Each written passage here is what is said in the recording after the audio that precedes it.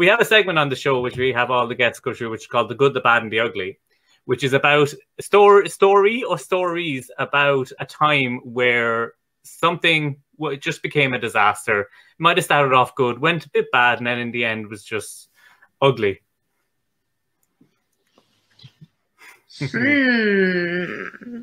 What the one performance disaster? You can't use the frumpy mess bit that you just said a minute ago. Okay. So I used to perform this 30-minute bar show. And from start to finish, it was the same story. I played an incredibly super duper cocky bartender who was not a magician, just a very cocky bartender who was the best bartender you're ever going to see. Like, obviously, I even made myself this #1 badge because I'm that good. Like that, I was very annoying. And then magically, because of my ego, everything goes wrong. So I'm trying to make a green olive martini, and all of the olives keep changing to cherries and then lemons. And I'm trying, at one point I do say, like, I'm going to try a magic trick. And I try to do a card trick, and it keeps being a disaster. And at the end, I have this super twisted bill to lemon card to what. It's really weird. It combines a lot. It's the thing I was talking about before that I can't explain cohesively because so much is happening. And so obviously in that, because it's a double object to impossible location in its essence, I have to at some point load 2 different things. One of them is a lemon. One of them is the person's wallet. And I would perform this at like the Magic Castle, where I'm doing 6 to 8 shows a night for 4 nights a week. Mm-hmm.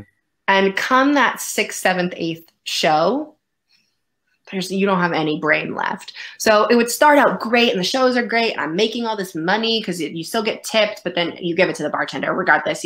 It's going great. The shows are awesome. I'm loving it. The Magic Castle audiences are perfect.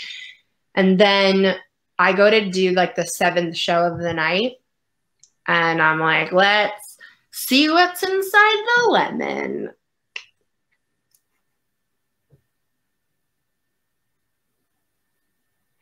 Forgot to load the lemon, didn't I?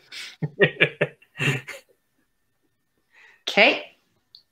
Let's check your wallet. Forgot to load the wallet. Okay. How do I make 2 things appear out of nowhere?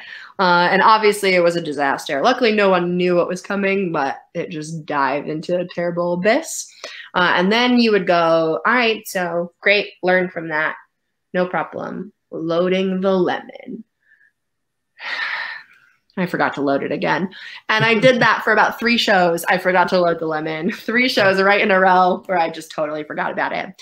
So luckily now I'm pretty good at like remembering to load it. But every once in a while I look at the lemon as I'm about to cut it open going, I don't know if I did it. So is that a good start? Did that hit the brief? Yeah. It rings bells. I remember I was doing a close-up gig before, and they asked me to do a bit of a stand-up at the end. And I could feel myself going into angle Z and realizing I hadn't loaded the corner anywhere. So I was standing there with it palmed in my hand, just looking around, being like, what do I do now?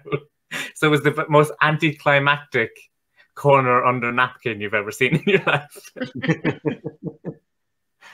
So yeah, forgetting to load stuff is definitely something. If there's any young magicians watching who are looking for advice, if you're going to do object to impossible location, make sure you put the object in the impossible locations before doing the reveal. They don't specify that in the instructions to the trick, but it is really important. And you really just learn that through, professional experience.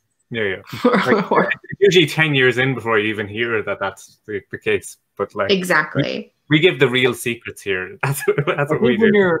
I think when you're gigging heavily though like that, and you're in this quick succession of like shows bang bang bang straight after each other, and then people are like, "Oh my God, you're so magic!" I think your brain starts going, "Maybe I am magic. Maybe it'll just load itself."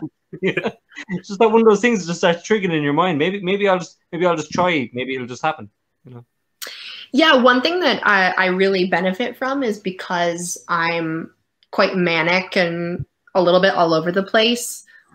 When stuff messes up, it kind of just feels like it's part of the show. So that's been really helpful to be like, I don't know what's happening.